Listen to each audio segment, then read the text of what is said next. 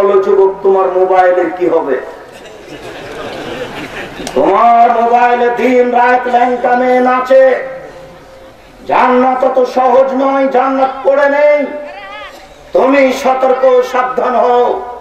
বলো যুবক, তোমাদের টিভিতে পতিতালয়ের মেয়ে নাচে।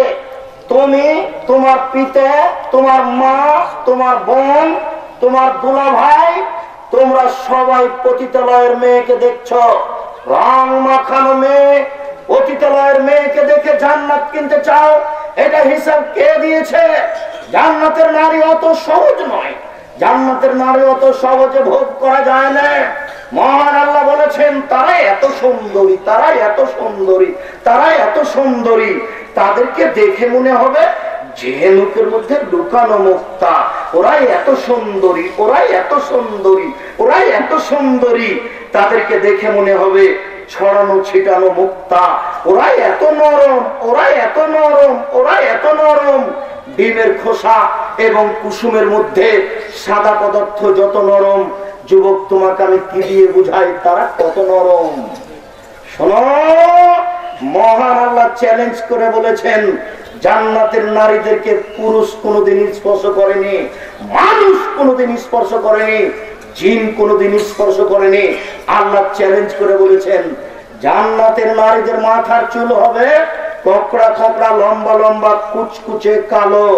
ওদের কোনোদিন পেশাব হবে না, ওদের কোনোদিন পায়খানা হবে না, ওদের কোনোদিন হাইজ হবে না, ওদের নাকে কোনোদিন শিকান আসবে না, ওদের শরীরে কোনোদিন ময়লা হবে না, ওদের কাপড় কোনো সময় ময়লা হবে না, ওদের স্তন হবে স্ফীত গোলাকার। এরকম নারী তোমার জন্য 72 থেকে 73 জন থাকবে। যুবক, তুমি এরকম নারীকে পাওয়ার চেষ্টা করো রাসূলের নীতিকে মেনে। এই পতিতালয়ের নারীকে দেখে এইসব নারী ভোগ করতে যাও কোন সাহসে? একটু হিসাব করো না, সিদ্ধান্ত পরিবর্তন করো এই মুহূর্তেই। বলছিলাম, সম্মানিত উপস্থিতি, যদি আপনি বিবাহ করেন তাহলে চক্ষু নিচু হবে। যদি আপনি বিবাহ করেন লজ্জা স্থান কন্ট্রোলে থাকবে, জেনায় লিপ্ত হবেন না, বেঁচে যাবেন। যদি টাকা না থাকে, পেশাবখানা না থাকে, পায়খানা না থাকে, গোসলখানা না থাকে, বৈঠকখানা না থাকে, মোহর যদি না থাকে, তাহলে তাকে রোজা থাকতে হবে। হ্যাঁ, না হলে হবে যা। রোজাই হচ্ছে যৌবনকে দমন করার কারণ। আপনি বিবাহ করলেন কেন? ওই যে এখন দোকানে বসে আড্ডা পিটছোটা আপনার ছেলে, জবাব আমি দিব, জবাব আপনি দিয়ে। এখন ঢাকা শহরে রাত্রি 11টা 12টাতে ওই ল্যাংটা যুবতী মেয়ে হাঁটছে গেঞ্জি গায়ে দিয়ে। ও একজন মুসলমানের মেয়ে, ও হিন্দুর মেয়ে নয়, ও ইহুদির মেয়ে নয়, ও খ্রিস্টানের মেয়ে নয়। জবাব আমি দিব, জবাব আপনি দিয়েন। জন্ম দিয়েছেন আপনি, জবাব দিয়েন আপনি। রাসূল সাল্লাল্লাহু আলাইহি ওয়াসাল্লাম আপনাকে বিবাহ করতে নিষেধ করেছেন। তিনি বলেছেন, ক্ষমতা ছাড়া বিবাহ করো না। বিবাহ করলে ক্ষমতা লাগে। ক্ষমতা মানে চোখ যেভাবে ঘুরে বউ সেভাবে চলে, চোখ যেভাবে ঘুরে বউ সেভাবে চলে। তরকারিতে লবণ বেশি হলে বউকে মারতে হবে, এই কথা মিথ্যে। পুরুষ মারে বউকে, তরকারিতে লবণ বেশি হতেই পারে। একদিন যদি আপনাকে রান্না করতে দেওয়া হয় তাহলে আপনি কোনো কিছু ঠিক করতে পারবেন না। আপনি অত রাগ করলেন কেন? তরকারিতে লবণ বেশি হয়ে গেছে। ওই বাড়ি থেকে চলে আসলো ছোট ব্লাউজ পরে, তখন আপনার শরীরটা একটু কেটে যাওয়া উচিত। ছি ছি ছি ছি ছি, আশ্চর্য, তুমি এভাবে চলে গেলে মানে? বলো কি তুমি? আপনার শরীরে কি সবই পুঁজ? একটু খারাপ লাগে না? আপনার শরীরে কি সবই পুঁজ? একটু রক্ত নেই? আরে গোটা শরীরে কি সবই পুঁজ? একটু খারাপ লাগে না? একটু রক্ত নেই, গাইরিয়াস নেই? আশ্চর্য, তুমি এভাবে চলে গেলে মানে? তুমি এভাবে শহরে গেলে মানে? ওইভাবে ওই বাড়ি চলে গেলে কেন? শোনো, আমি তোমার জন্য কুঁড়ে ঘর তৈরি করেছি। কুঁড়ে ঘরের পাশে একটা চট দিয়ে বানানো পেশাবখানা আছে। এই ঘরে থাকতে হবে। তুমি যদি এইভাবে চলে যাও, আমি তোমার পিঠের চামড়া তুলে দেবো। আমি তোমার স্বামী বলছি, এর নাম ক্ষমতা। আপনি কাপুরুষ, এই জন্য আজকে নগ্নতা রাস্তায় নেমেছে। আপনি কাপুরুষ, যার জন্য ইফটিজিং বেশি হয়েছে। এটা তো হবে। 100 জন মেরিন মার্কিন সৈন্য চতুর্দিকে দাঁড় করিয়ে দিয়েছে, আর 10-12টা কলা ছিলে রেখে দিয়েছে। আর মেরিন সৈন্যকে বলেছে, তোমরা চতুর্দিকে পাহারা দাও, এই কলায় যেন মাছি বসে না। হবে এটা? মেরিন সৈন্য, মার্কিন সৈন্য চতুর্দিকে দাঁড় করিয়ে দিয়েছে 100 জন, 4-5টা কলা ছিলে রেখে দিয়েছে, দিয়ে বলেছে যে এই কলাতে বসবে না। এটা কি হবে? মাছি বসবে না? মাছি বসবেই। আপনার কারণে নারী নগ্ন হয়ে চলেছে, ইফটিজিং হবেই। পুরুষের পরিচয় দেন, পুরুষের পরিচয় দিয়েন না। পরিবারের জবাব আপনাকে দিতে হবে, আমাকে দিতে হবে না। আমার জন্য আমি প্রস্তুত, আপনার জন্য আপনি প্রস্তুত হন। পরিবার সুন্দর করার চেষ্টা করেন, টাকা পয়সা রেডি। আপনি বিবাহ করবেন কাকে? যে মেয়েকে বিবাহ করতে আল্লাহ রাসূল বলেছেন সে মেয়েকে বিবাহ করতে হবে, এটা চূড়ান্ত। আবু হুরায়রা রাদিয়াল্লাহু তাআলা আনহু বলেন, রাসূল সাল্লাল্লাহু আলাইহি ওয়াসাল্লাম বলেছেন, তুনকাহুল মারাত লিআরবাইন, মেয়েদেরকে বিবাহ করা হয় 4টে জিনিস দেখে। 1 লিমালিহা, তার অর্থ সম্পদ দেখে। 2 ওলে হাসাবেহা, তার বংশ দেখে। 3 ওলে জামালেহা, তার সৌন্দর্যতা দেখে। 4 ওলে দিনেহা, তার ধার্মিকতা দেখে। তিনি বলছেন, পৃথিবীর মানুষ শুনে রাখো, হজ ফরজে জাতির দিন, তোমরা ধার্মিক মেয়েকে বিবাহ করো। আমি মুহাম্মদ সাল্লাল্লাহু আলাইহি ওয়াসাল্লাম 4টে জিনিস দেখতে বলিনি। এটা পুরুষের বৈশিষ্ট্য, এটা পুরুষের নীতি, এটা পুরুষের বৈশিষ্ট্য, এটা পুরুষের নীতি। ওরা বিবাহ করলে 4টে জিনিস দেখে, আমি 4টে জিনিস দেখতে বলিনি। পুরুষ 4টে জিনিস দেখে। 1 মেয়েটার বাপ ধনী কিনা। 2 মেয়েটার বাপ বংশীয় কিনা। 3 মেয়েটা সুন্দরী কিনা। 4 মেয়েটা ধার্মিক কিনা। আমি মুহাম্মদ সাল্লাল্লাহু আলাইহি ওয়াসাল্লাম প্রথম 3টে বলিনি। তোমরা ধার্মিক মেয়েকে বিবাহ করো, পরিবার সুন্দর হবেই, পরিবার আদর্শ হবে।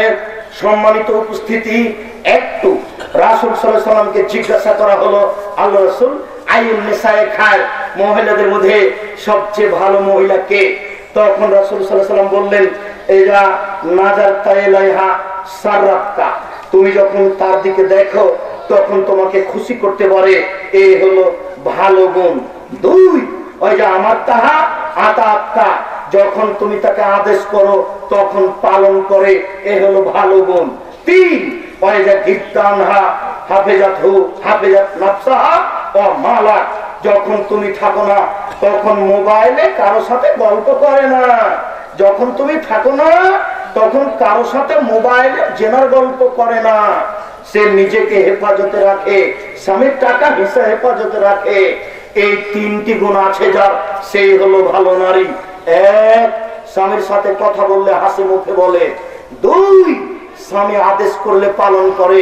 3 স্বামী যখন বাড়িতে থাকে না তখন স্বামী নিজেকে হেফাজতে রাখে, স্বামীর সম্পদ হেফাজতে রাখে। এই 3টি গুণ আছে যার, সেই হলো ভালো নারী। শুনুন, সাওবান রাদিয়াল্লাহু তাআলা আনহু বলেন, আমরা যদি জানতে পারতাম কোনটি দামি সম্পদ তাহলে সঞ্চয় করে রাখতাম। আমরা যদি জানতে পারতাম কোনটি দামি সম্পদ যাকাত লাগে না তাহলে সঞ্চয় করে রাখতাম। তখন রাসূল সাল্লাল্লাহু আলাইহি ওয়াসাল্লাম বললেন, শোনো, আফজালহু, মানুষের জীবনে সবচেয়ে দামি সম্পদ হচ্ছে লিসানুন যাকির, ওই জিহ্বা, যে জিহ্বা বলতে পারে সুবহানাল্লাহ, আলহামদুলিল্লাহ, আল্লাহু আকবার। সব সময় জিহ্বাটা জিকির করে আল্লাহকে। মানে জিকির করে আল্লাহকে মানে আপনি চেয়ারে বসেছিলেন, বসে থাকতে থাকতে একটু ঘরের দিকে যাচ্ছেন, উঠার সময়তে বলবেন আস্তাগফিরুল্লাহ ওয়া আতুবু ইলাইহি, তাহলে আপনার মুখে জিকিরটা চলছে। এমনিতে বসে আছেন, মাঝে মধ্যে বসে থেকে বলছেন সুবহানাল্লাহি ওয়া বিহামদিহি, তাহলে আপনার জিহ্বাটাতে জিকির করছে, এটা প্রমাণ হবে। আপনি শুতে যাচ্ছেন, দোয়া পড়ার পরেও তিনি বলছেন আস্তাগফিরুল্লাহাল্লাযী লা ইলাহা ইল্লা হুয়াল হাইয়ুল কাইয়্যুম, তাহলে আপনার জিহ্বাটা জিকির করছে। 2 কালবুন শাকির, ওই অন্তর সঞ্চিত সম্পদ, যে অন্তর অল্পতেই খুশি, ওই অন্তর সঞ্চিত সম্পদ, যে অন্তর অল্পতেই খুশি। 3 ওই স্ত্রী সঞ্চিত সম্পদ, যে স্বামীকে দিনের পরে সহযোগিতা করতে পারে। ওই স্ত্রী সঞ্চিত সম্পদ, যে স্ত্রী স্বামীকে দিনের উপরে সহযোগিতা করতে পারে। গরম পানি শীতের দিনে ভোর রাত্রে নিয়ে গিয়ে বলছে, উঠেন, এই যে আমি পানি গরম রেডি করেছি, উঠেন, ওযু করেন, সালাত আদায় করেন। এই হলো সঞ্চিত সম্পদ স্ত্রী। স্ত্রী বলছেন, শুনুন, 10,000 টাকা দামের বেতনের চাকরি করেন, 5,000 টাকা দিয়ে শাড়ি কিনলেন কি করে? আমার মনে হচ্ছে উপার্জনের ক্ষতি আছে। অবৈধ উপার্জন করে সংসার চালান, এটা আমি চাই না। আমি গরিবের ঘরের মেয়ে, একটু লবণ ভাতেই খুশি। আপনি এইভাবে সংসার পরিচালনা করেন, এ হচ্ছে ভালো মেয়ে।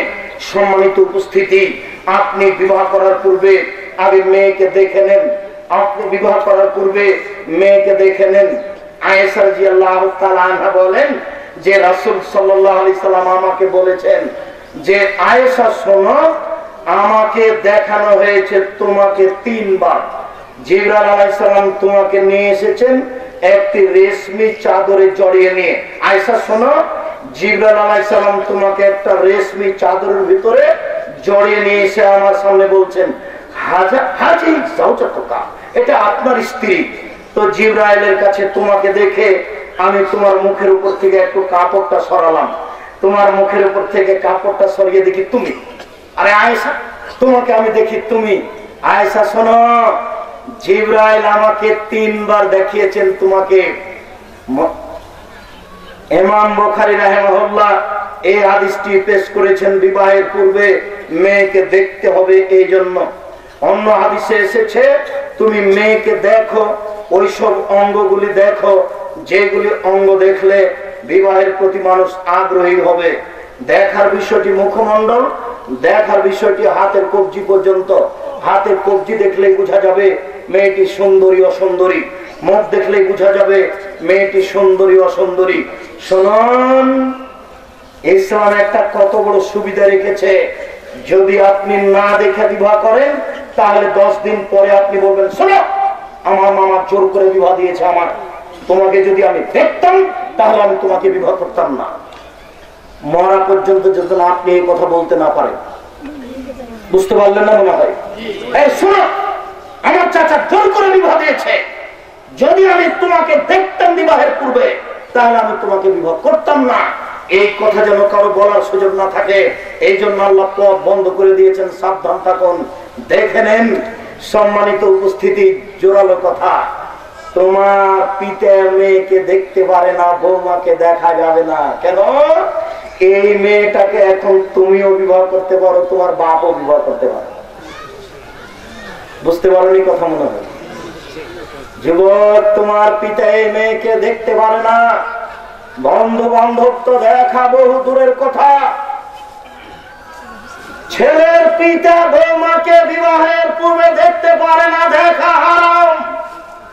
বন্ধু বান্ধব নিয়ে মেয়েকে দেখা হারাম।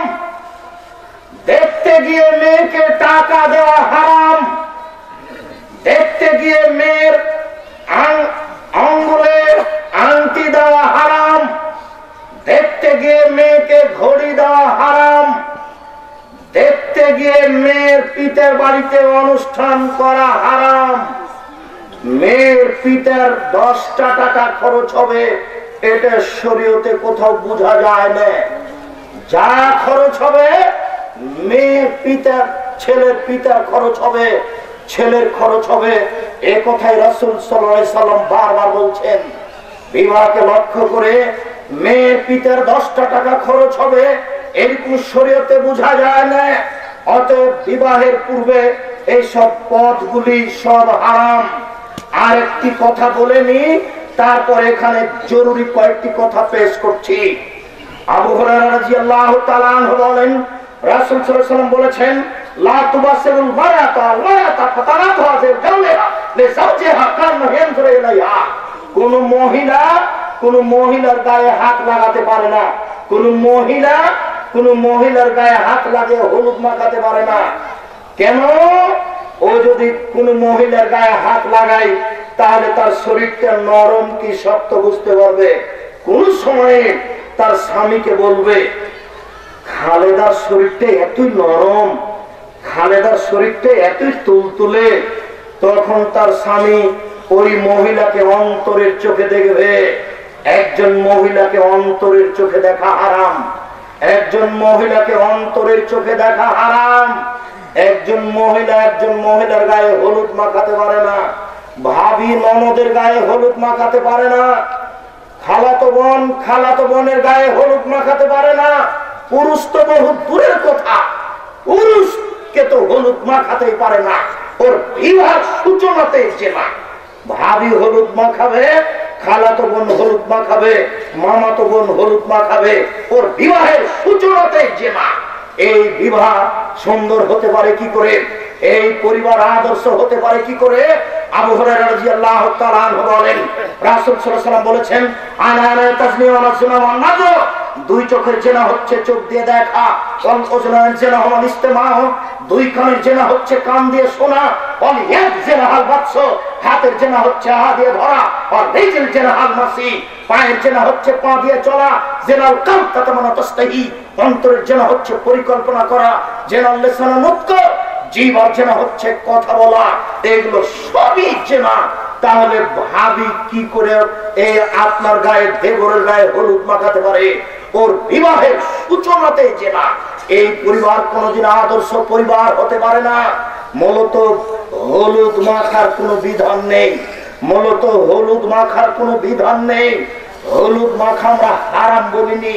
হলুদ মাখতে পারে তার মামা খাবে, তার খালামা খাবে, তার ফুফুমা খাবে, তার নানিমা খাবে, তার দাদিমা খাবে, তার বোনমা খাবে।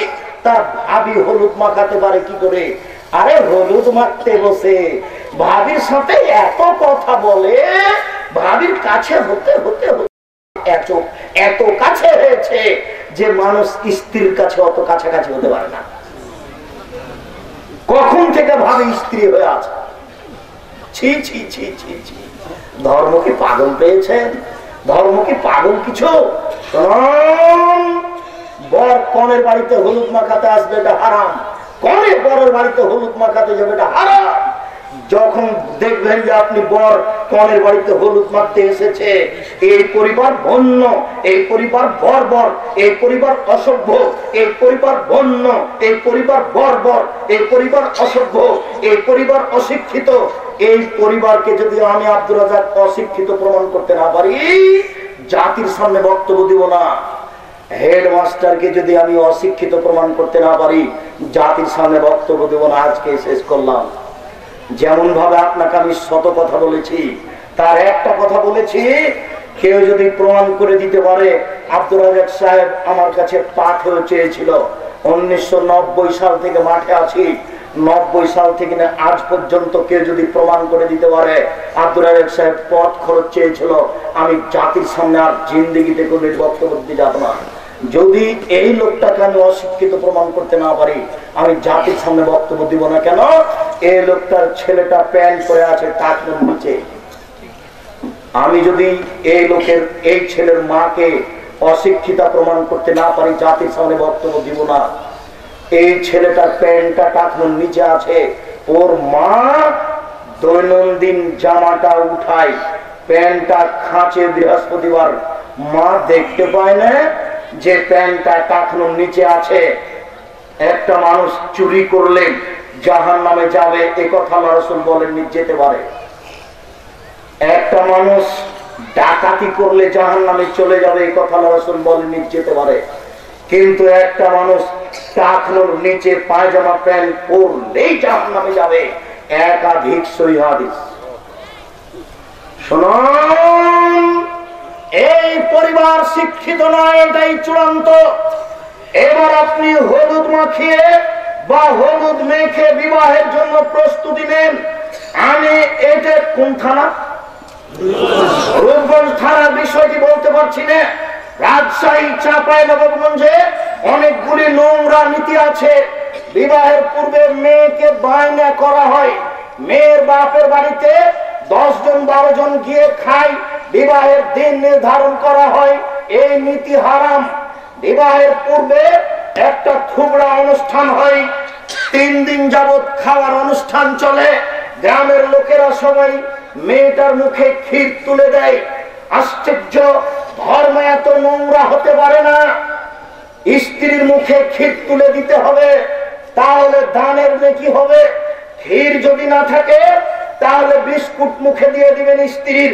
কিছুই যদি না থাকে, পান্তা ভাত তো আছে, পান্তা ভাত স্ত্রীর মুখে তুলে দেন, দানের নেকি হবে। সারা গ্রামের লোককে মেয়ের মুখে ক্ষীর তুলে দিতে হবে। ধর্ম এত নোংরা, ধর্ম এত বোকা নয়। বিবাহের বাড়িতে 3 দিন থেকে গীত চলে, এইভাবে গীত গাওয়া হারাম। যুবতী মেয়েদের গীত গাওয়া হারাম। উপস্থিত জনগণ, আমি আপনাকে অনুরোধ করে বলছি, জিন্দেগিতে আপনার বাড়িতে আর কোনোদিন গীত হবে না। বক্তব্যের সাথে মুনাফিকি করিয়েন না, বক্তব্যকে মূল্যায়ন করার চেষ্টা করুন। যুগ যুগ ধরে আলেমেরা এই সমাজে জিম্মি হয়ে থেকেছেন। ও সরদার সাহেব, আপনি শুধু নাকি কুরবানির গোশত ভাগ করার সরদার। ও সরদার সাহেব, আপনি নাকি ফেতরা ভাগ করা সরদার। ছি ছি ছি, পুরুষের মতো সরদার হন। সরদার মানে এই গ্রামে কোন ব্যক্তি যদি সলাত আদায় না করে, নামাজ না পড়ে, আমি সরদার বলছি তাকে 10 লাঠি পিটাবো। যদি আপনার সরদারি না থাকে, সালাম দিয়ে চলে আসেন, থাকতে হবে না। থাকলে ক্ষমতা প্রয়োগ করে থাকতে হবে। এই গ্রামে, এই পাড়ায় যদি কোন বিবাহের বৈঠকে যুবতী মেয়ে গীত গায়, আমি ওই বিবাহ বন্ধ করে দিব। আমি সরদার বলছি, নইলে মেয়ের পিতাকে 10 লাঠি পিটাবো। এইরকম ক্ষমতা দিয়ে আপনি সরদারি করেন। আপনি কেন গোশত ভাগ করা সরদারি করছেন? কেন আপনি ফেতরা ভাগ করা সরদারি করছেন?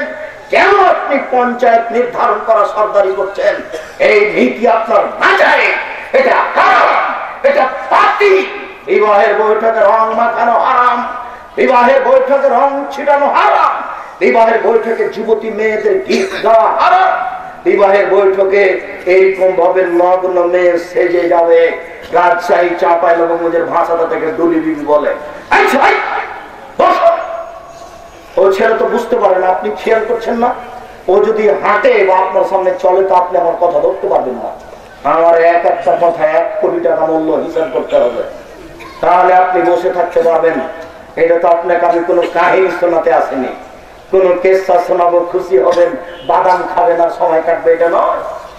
এই হিসাব বাতিল করতে হবে, পাথরের মতো বসে থাকতে হবে, কথা মূল্যায়ন করতে হবে।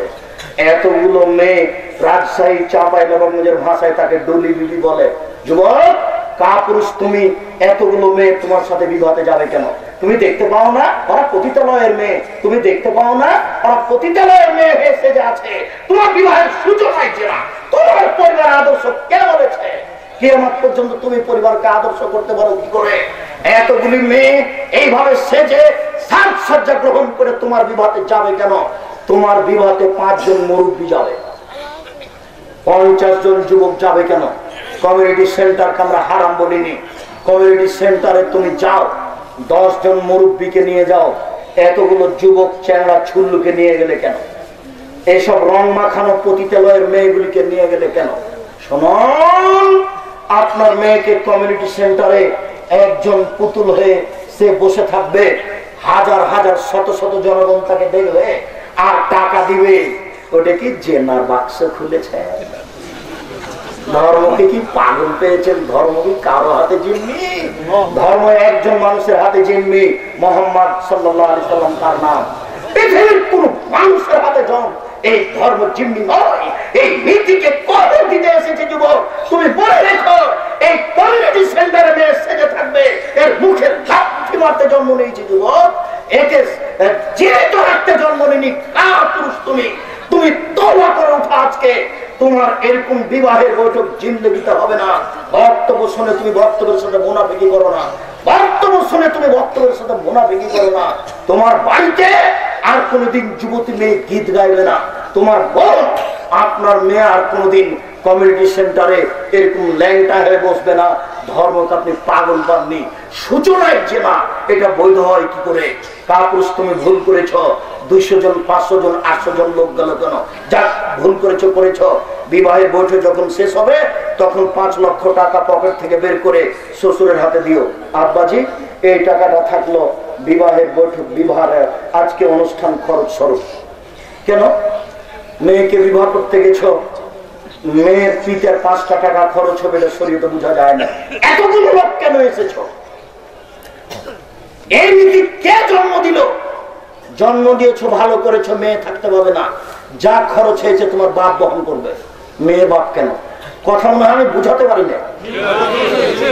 শরীয়ত যে মাপে রাসূল সাল্লাল্লাহু আলাইহি ওয়াসাল্লাম রেখেছেন সেই মাপে রাখতে হবে। এর নাম আদর্শ পরিবার। এবার বিবাহের বৈঠকে বসেন।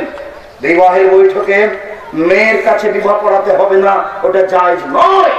মেয়ের কাছে বিবাহ পড়াতে হবে না, ওটা জায়েজ নয়। মেয়ের কাছে বিবাহ পড়াতে হবে না, ওটা জায়েজ নয়। নিতান্ত মেয়ের পিতা মেয়ের কাছে যেতে পারে ঘরে, আম্মু খালেদা আমি বিবাহ পড়ানোর জন্য যাচ্ছি আম্মু।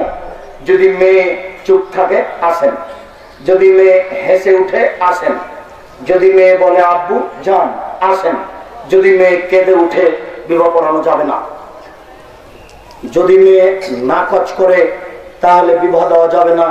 বর যত যোগ্যই হোক না কেন, কোটি টাকা দামের চাকরি করলেও এই ছেলের সাথে বিবাহ দেওয়া যাবে না।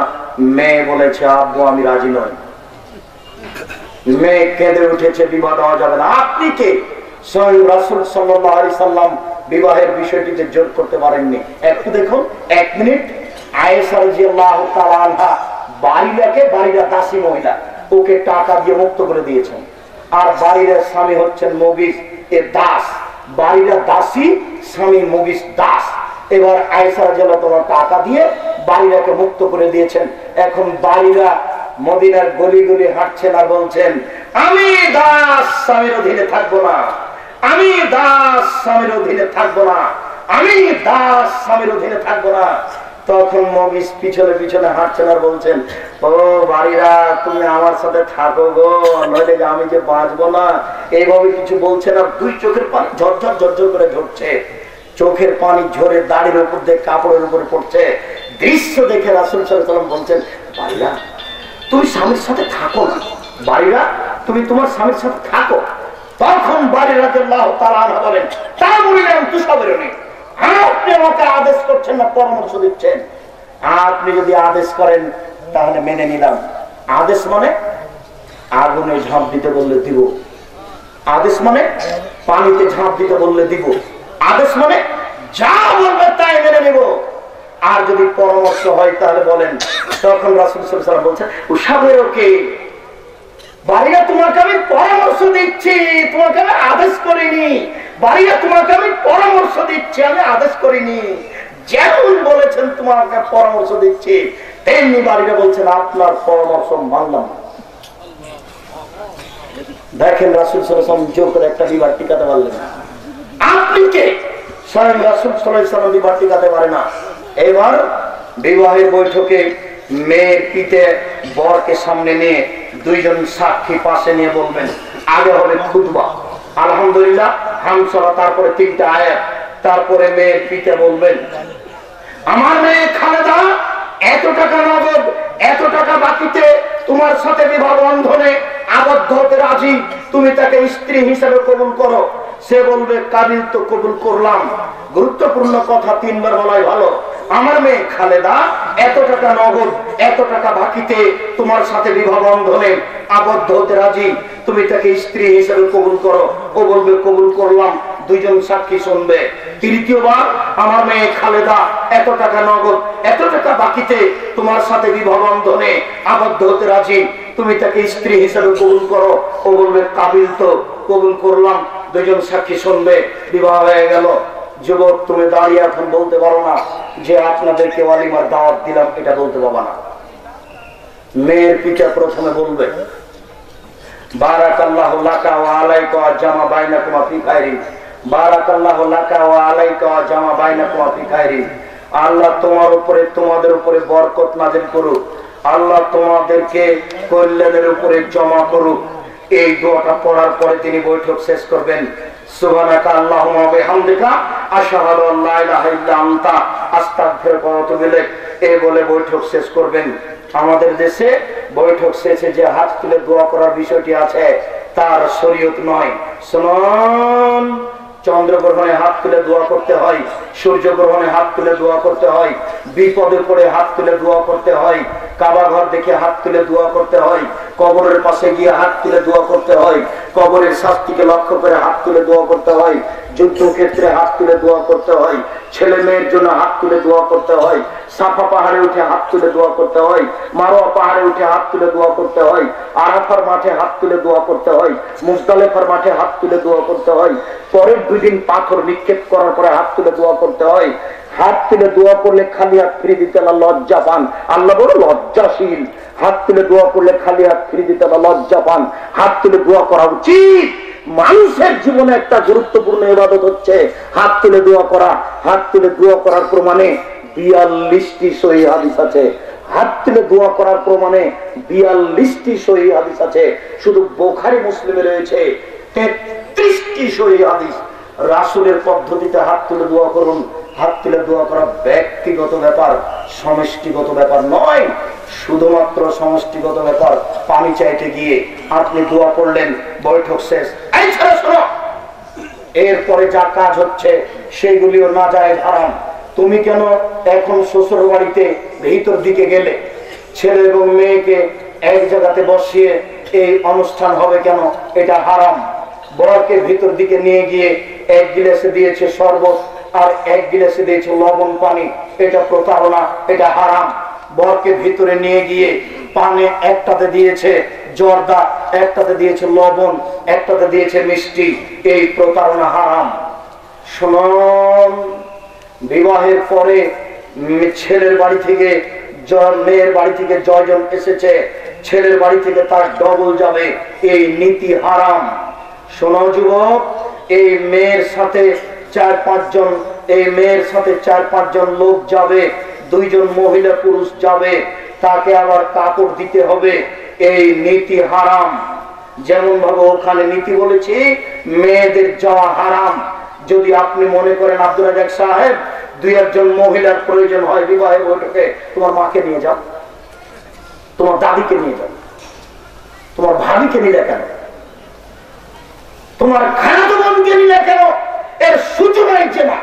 শুনুন, এবার বিবাহের মেয়েকে নিয়ে গিয়ে তোমার পিতার বাড়িতে হবে অলিমা। মেয়ের পিতার বাড়িতে অলিমা হবে না। যার বাপের যত টাকা বেশি তার অলিমা হবে তত বড়। সারা রূপগঞ্জ থানার সমস্ত লোক অলিমায় উপস্থিত থাকবে, আপনার পিতার টাকা বেশি, এটাই ঠিক। সবচেয়ে বেশি খাওয়ার ব্যবস্থা করা হবে, হাদিসের ভাষাতে যা বোঝা যাচ্ছে সেটা হলো অলিমা। ছেলের পিতার বাড়িতে, মেয়ের পিতার বাড়িতে নয়। অনুষ্ঠান করা হবে, সেখানে ধনীও থাকবে, গরিবও থাকবে। যদি ধনী মানুষ থাকে, শুধু গরিব না থাকে, তাহলে খাদ্য হারাম, এটা ঘৃণিত খাদ্য। এই লাথি মেরে এটা ধাক্কা দিয়ে তুমি ড্রেনে ফেলে দাও, এই খাদ্য হারাম, এই খাদ্য হচ্ছে ঘৃণিত, এই খাদ্য নিকৃষ্ট। ফকির মিসকিন ধনী গরিব সবাই এই অলিমায় অংশগ্রহণ করবে, এটাই হলো শরিয়ত। শোনো যুবক, ওই বাসর ঘরকে সাজাতে হবে যা রাসূল সাল্লাল্লাহু আলাইহি সাল্লাম বোঝা যায়, যা আসমা বিনতে ইয়াজিদ বলেছেন তা বোঝা যায়। আয়েশা রাদিয়াল্লাহু তাআলা আনহা বলেন যে আমি আমার বান্ধবীদেরকে নিয়ে দোলনায় খেলছিলাম। একটা দোলনা, একটা লম্বা লাঠির মধ্যে একটা রশি বাঁধা আছে, উপরে বাঁধা আছে। কিছু বান্ধবী একদিকে, কিছু বান্ধবী একদিকে। একদিক নিচু হলে একদিক উঁচু হয়, একদিক নিচু হলে একদিক উঁচু হয়। এই দোলনাতে খেলাচ্ছি, ইতিমধ্যে আমার মা ডাকলেন, আয়েশা। আমি দৌড় দিয়ে আসলাম আমার মায়ের কাছে। আমার মা একটু পানি নিয়ে, আমার মুখে একটু ধুলোবালি লেগেছিল, এগুলো মুছিয়ে একটা ঘরে নিয়ে চলে গেলেন। দেখি সেখানে আনসারীদের মহিলা। বুঝলাম না ব্যাপারটা কি, এখানে কেন আনসারীদের মহিলা? তারা আমার অবস্থাকে সুন্দরী করে সাজালো। আয়েশা রাদিয়াল্লাহু তাআলা আনহা বলেননি যে কি দিয়ে তাকে সাজানো হয়েছে, তবে তাকে সাজানো হয়েছে এই কথা তিনি বলেন। আসমা বিনতে ইয়াজিদ বলেন, কাইয়ানতু আয়েশাতা লিরাসূলিল্লাহ সাল্লাল্লাহু আলাইহি সাল্লাম, আয়েশাকে আমি সুন্দরী করে সাজালাম রাসূলের বাসর ঘরের জন্য, রাসূলকে দেখাবো এই জন্য। কি দিয়ে সাজানো হয়েছিল তা প্রমাণ পাওয়া যায় না, তবে বিউটি পার্লারে যত কিছু আছে সব দেওয়া যায়। বিউটি পার্লারে যত কিছু আছে সব নারী ব্যবহার করতে পারে সুন্দরী হওয়ার জন্য। শুনুন, পুরুষের সৌন্দর্য যা দেখতে পাওয়া যায় না গন্ধ পাওয়া যায়, পুরুষের সৌন্দর্য যা দেখতে পাওয়া যায় না গন্ধ পাওয়া যায়, পুরুষের সৌন্দর্য যা দেখতে পাওয়া যায় না গন্ধ পাওয়া যায়, নারীদের সৌন্দর্য যা দেখতে পাওয়া যায় গন্ধ পাওয়া যায় না, নারীদের সৌন্দর্য যা দেখতে পাওয়া যায় গন্ধ পাওয়া যায় না, নারীদের সৌন্দর্য যা দেখতে পাওয়া যায় গন্ধ পাওয়া যায় না। অতএব পুরুষেরা এই নখে মেহেদি দিতে পারে না, হারাম। মহিলাদেরকে জরুরি ভিত্তিতে নখে মেহেদি দিতে হবে। বিউটি পার্লারে যা কিছু আছে সব ব্যবহার করতে পারে, তবে বিউটি পার্লারে আপনার স্ত্রী ঢুকতে পাবে না। এই মেয়ে বিউটি পার্লারে ঢুকতে পাবে না। বিউটি পার্লারের ভিতরে যে মেয়ে আছে তার সামনে মাথার কাপড় খুলতে পারে না। শুনুন, বিউটি পার্লারে ঢুকে নখে নেইল পালিশ লাগাতে পাবে না। নখে নেইল পালিশ লাগানো হারাম। কেন? ইহুদি খ্রিস্টানদের পতিতালয়ের মেয়েদের বৈশিষ্ট্য হচ্ছে নখে নেইল পালিশ দেওয়া। ইহুদি খ্রিস্টানদের পতিতালয়ের মেয়েদের বৈশিষ্ট্য হচ্ছে নখে নেইল পালিশ দেওয়া। ইহুদি খ্রিস্টানদের পতিতালয়ের মেয়েদের বৈশিষ্ট্য হচ্ছে নখে নেইল পালিশ দেওয়া। নখে মেহেদি দিতে হবে। হাতের নখে তো দিতে হবেই, পায়ের নখেও দিতে হবে। বর্তমান বাজারে যেসব মেহেদি পাওয়া যাচ্ছে এটাও দেওয়া যাবে। নারীরা ওখানে ওখানে মেহেদি লাগাবে, যেখানে যেখানে মেহেদি লাগালে তাদেরকে সুন্দরী মনে হবে। হাতে লাগাতে পারে, পায়ে লাগাতে পারে, যেখানে লাগালে সুন্দরী মনে হবে সেখানে লাগাবে। এটাই জরুরি কথা। আব্দুর রাজ্জাক সাহেব, আমরা যে শুনেছি আল্লাহর নবী দাড়িতে মেহেদি দিয়েছিলেন, এই জন্য পায়ের নখে মেহেদি দেওয়া যাবে না। কথা তো আমরাও শুনেছি গো, বহুদিন আগে থেকে এই কথা শুনে আসছি। তবে রাসূল সাল্লাল্লাহু আলাইহি ওয়াসাল্লাম বলেছেন, ঋতুবতী মহিলা যখন ঋতু থেকে গোসল করে পবিত্র হবে তখন লজ্জা স্থানে আতর ব্যবহার করবে। হায়েজলা মহিলা যখন হায়েজ থেকে গোসল করে পবিত্র হবে তখন লজ্জা স্থানে আতর ব্যবহার করবে। তো আতর যে আল্লাহ রাসূল দাড়িতে লাগিয়েছেন, এবার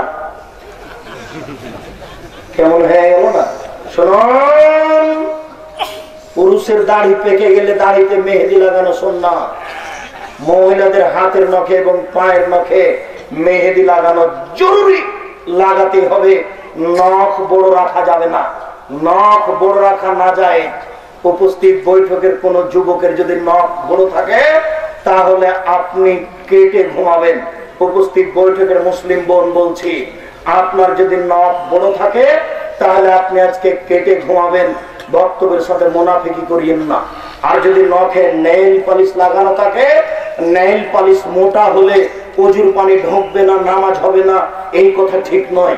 নেইল পালিশ দেওয়াই হারাম। আপনি মেহেদি নখে লাগাবেন, এটাই জরুরি। রাসূল সাল্লাল্লাহু আলাইহি ওয়াসাল্লাম বলেছেন নবীগণের বৈশিষ্ট্য 10টি। রাসূল সাল্লাল্লাহু আলাইহি ওয়াসাল্লাম বলেছেন নবীগণের বৈশিষ্ট্য 10টি। রাসূল সাল্লাল্লাহু আলাইহি ওয়াসাল্লাম বলেছেন নবীগণের বৈশিষ্ট্য 10টি। এক, এফাউল্লাহা, দাড়ি বড় করতে হবে। দাড়ি ছোট করা হারাম, চেঁচে ফেলা হারাম। দাড়ি ছোট করা হারাম, চেঁচে ফেলা হারাম। দাড়ি ছোট করলে, চেঁচে ফেললে চোখের পাওয়ার কমে যাবে। দাড়ি চেঁচে ফেললে স্ত্রী শক্তি কমে যাবে। দাড়ি থাকলে স্ত্রী মিলনের ক্ষমতা বেশি হয়ে যাবে। দাড়ি চেঁচে ফেললে পুরুষের নারীর সাদৃশ্য হবে, যা অভিশাপের ব্যাপার। অতএব দাড়ি ছেড়ে দিতে হবে নিজের গতিতে, এটাই সুন্নাত। এরপরে মোচ কেটে ফেলতে হবে কেঁচি দিয়ে, ব্লেড দিয়ে নয়। মোচ কেটে ফেলতে হবে কেঁচি দিয়ে, ব্লেড দিয়ে নয়। এরপরে ওযু গোসলের সময়তে গিরাগুলি ধৌত করতে হবে ভালো করে। এরপরে নাক ফুলে বগলের লোম উঠিয়ে ফেলতে হবে। নারী পুরুষ একই হুকুম। ব্লেড দিয়ে কেটে অভ্যাস করেছেন, নীতি পরিবর্তন করুন। ছাই দিয়ে হলেও উঠিয়ে ফেলার চেষ্টা করুন। নারী পুরুষ একই হুকুম। হালাকুল আনাতে নিচের লোম পরিষ্কার করতে হবে, ঊর্ধ্বে টান 40 দিন। নারী পুরুষ একই হুকুম। নিচের লোম পরিষ্কার করতে হবে, ঊর্ধ্বে টান 40 দিন। নারী পুরুষ একই হুকুম। সম্মানিত উপস্থিতি, বলছিলাম আপনি বিউটি পার্লারে ঢুকিয়েন না। যা কিছু আছে তা আপনি ব্যবহার করুন, তবে আপনি কপালে টিপ দিতে পাবেন না। কেন? হিন্দু মেয়েদেরকে বিবাহ করার 10টি পদ্ধতি রয়েছে, তার একটি পদ্ধতির নাম রাক্ষসী বিবাহ। মেয়ের বাপ বিবাহ দিবে না, হিন্দু মেয়ের বাপ বিবাহ দিবে না। ছেলে জোর করে বিবাহ করবে। ছেলে যদি কপালে টিপ দিতে পারে তাহলে বিবাহ হয়ে যাবে। কপালে টিপ দেওয়া প্রথা হিন্দুর পক্ষ থেকে এসেছে, এই জন্য কোন মুসলিম নারী কপালে টিপ দিতে পাবে না, এই টিপ দেওয়া হারাম। শুনুন, আপনি ওই ভরু প্লাগ করতে পাবেন না। ভরু প্লাগ করা, ভরু তুলে চিকন করা হারাম, এতে সৃষ্টির পরিবর্তন হয়। ভরু তুলে চিকন করা হারাম, এতে সৃষ্টির পরিবর্তন হয়। ভরু তুলে চিকন করা হারাম, এতে সৃষ্টির পরিবর্তন হয়। দাঁত ছেলে চিকন করা হারাম, এতে সৃষ্টির পরিবর্তন হয়। দাঁত ছেলে চিকন করা হারাম, এতে সৃষ্টির পরিবর্তন হয়। আপনি ব্রেসিয়ার পরে নিজেকে কম বয়সী মেয়ে প্রমাণ করতে পাবেন না, এটা হলো প্রতারণা, এটা সৃষ্টির পরিবর্তন, এটা হারাম। আপনি প্রয়োজনে ব্রেসিয়ার ব্যবহার করুন, এটা ভালো। আপনি প্রয়োজনে ব্রেসিয়ার ব্যবহার করুন, এটা ভালো। আপনি উঁচু স্যান্ডেল পরে নিজেকে লম্বা দেখাতে পাবেন না, এটা প্রতারণা। আপনি প্রয়োজনে উঁচু স্যান্ডেল ব্যবহার করেন, সেটা ভিন্ন কথা। আপনি সুন্দরী করে আপনার স্ত্রীকে সাজাবেন বাসর ঘরের জন্য, এটাই সুন্নাত। আয়েশা রাদিয়াল্লাহু তাআলা আনহা বলছেন, আমাকে আমার মা 8টা সাড়ে 8টার সময় একটা ঘরে নিয়ে চলে গেলেন, দেখি সেখানে আল্লাহ রাসূল আর কেউ নেই। বিষয়টা বুঝতে পারলাম না, ব্যাপারটা কি। আসমা বিনতে ইয়াজিদ বলছেন, আমি আয়েশা ঢুকতেই একটু পরে 1 গ্লাস শরবত নিয়ে গেলাম। 1 গ্লাস শরবত নিয়ে গিয়ে আয়েশাকে বললাম, আয়েশা তুমি আল্লাহ রাসূলের পাশে বসো। আমি আয়েশাকে আল্লাহ রাসূলকে খোলামেলা দেখাবো, এই জন্য এবার 1 গ্লাস শরবত আল্লাহ রাসূলের হাতে দিলাম। আল্লাহ রাসূল এবার আয়েশাকে দিচ্ছেন, আয়েশা তুমি এই গ্লাস শরবত নাও। আয়েশা বলছেন রাদিয়াল্লাহু তাআলা আনহা, আমি আল্লাহ রাসূলের হাত থেকে কোনোদিন কিছু নিইনি। আমি লজ্জা পেয়ে গেলাম, আমি মাথাটা নিচু করে নিলাম। যেমন লজ্জা করে মাথা নিচু করেছি, আসমা বিনতে ইয়াজিদ একদম রাসূলকে হাতে দিলেন, নেও। তা আমি ধমক খেয়ে রাসূলের হাত থেকে গিলাসটা নিয়ে শরবত পান করলাম। এরপর আল্লাহ রাসূল বললেন, আয়েশা তুমি আসমাকে দাও। আমি আসমাকে দিতে যেতেই আসমা বললেন, না না না না, আমি আপনার হাত থেকে নিব, আয়েশার হাত থেকে নয়। তখন আল্লাহ রাসূল বললেন, আয়েশা তুমি আমাকে গিলাসটা দাও। এবার আল্লাহ রাসূল হাতে গিলাসটা নিয়ে আসমাকে দিলেন। আসমা ওখানে মুখ লাগিয়ে তিনি শরবত পান করলেন, যেখানে মুখ লাগিয়ে আল্লাহ রাসূল শরবত পান করেছিলেন। শুনুন, এই হলো বাসর ঘরের প্রথম কাজ। মাথায় হাত দিয়ে দোয়া পড়তে হবে, আল্লাহুম্মা ইন্নী আসআলুকা খায়রাহা ওয়া খায়রা মা জাবালতা আলাইহি ওয়া আউযু মিন শাররিহা ওয়া শাররি মা জাবালতা আলাইহি।